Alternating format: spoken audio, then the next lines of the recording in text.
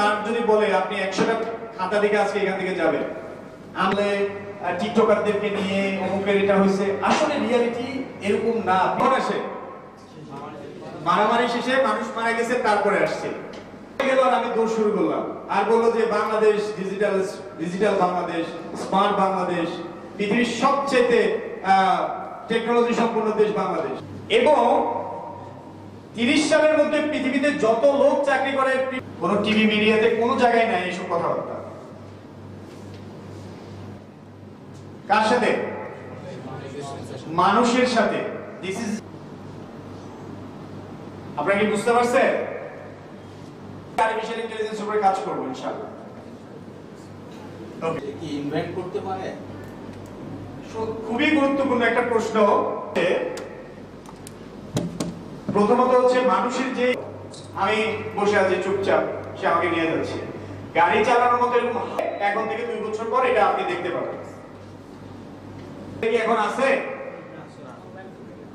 কেউ দেখছে যে বাসায় বাসায় গিয়ে গুরুত্বপূর্ণ যে যে বিষয়গুলো এখানে দেওয়া হয়েছে এগুলো আমি আরো, এটা অনেক ফাস্টার। তাহলে মানুষের চেয়ে এটা কি অনেক বেশি, সেটি কখনো মানুষের উপর ডমিনেট করতে পারে না। এবং উনি আমার মন্তব্য পরিষ্কার করে ফেলবে 24 ঘন্টার মধ্যে। কাজে আমরা সবাই তার কাজটি দেখবো এবং তাকে যে এআই আমাদের লাইফকে কনভিনিয়েন্ট করতেছে, ফাস্টার করতেছে, এটা আসলে আমরা এটাকে একা করতে পারবো, এটা নিশ্চিত, আমি নিশ্চিত। স্যার অবশ্যই করতে পারেন, বাট আমি নিশ্চিত ওয়েলকাম করে এই মেশিন লার্নিংকে নিয়ে আমাদের অপটিক্যাল ফাইবার আসছে, আমরা সেটা অবশ্যই আমাদের সব ডেটা চলে যাবে। বিভিন্ন রেস্টুরেন্ট আসলে এই ফুড ইন্ডাস্ট্রিতে জব সেক্টর অবশ্যই। আমি আর একটা ভূমিকার সঙ্গে মনে হচ্ছে আমাদের ইভেন্ট রোবট কিন্তু আমাদের এখন গিফট আমরা কথা বলতে চাচ্ছি। আমরা আজকে প্রোগ্রামের কিউরিয়াস স্পিকিং অলরেডি চলে এসেছে। এবং আরেকটা বিষয় আমার মনে হয় যে আমাদের আসলে কাইন্ড অফ ফ্রাঙ্কেনস্টাইনের মতোই হতে পারে, যদিও আমরা আমাদের অদক্ষতাকে যত বেশি তাড়াতাড়ি দক্ষতায় রূপান্তর করতে হবে সেটা। রিসেন্টলি আমি নেদারল্যান্ডে গেছিলাম, আসার সময় আসলে বেকার টাইম বিমানে বসে বসে মুভি একই সাথে আমরা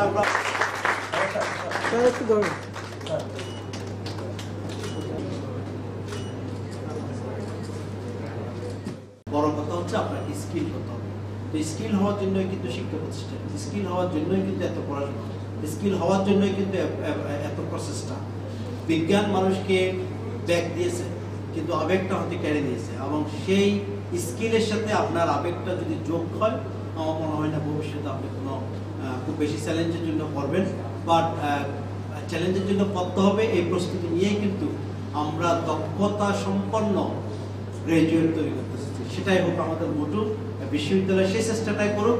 আমাদের যে অদক্ষ যে সমাজটা বা যে শ্রেণীটা আছে তাদেরকে কিভাবে আমরা বিশ্বের উপযোগী দক্ষ তৈরি করতে পারি।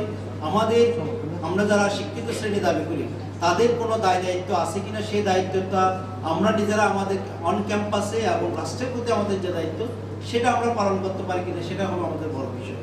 আমরা যদি আমাদের পরবর্তী প্রজন্ম যাদেরকে আমরা বলি 4th industrial revolution, 5th industrial রেভলিউশনের জন্য তৈরি না করি, বা এখনো আমরা যে উদ্যোগ নেওয়া দরকার সেটুকু আমরা না নিই, তাহলে কিন্তু আমাদেরকে আরো বেশি পিছিয়ে পড়তে হবে। আমরা সেই জায়গাটাতেই আমরা বেশি চ্যালেঞ্জ দিতে চাই।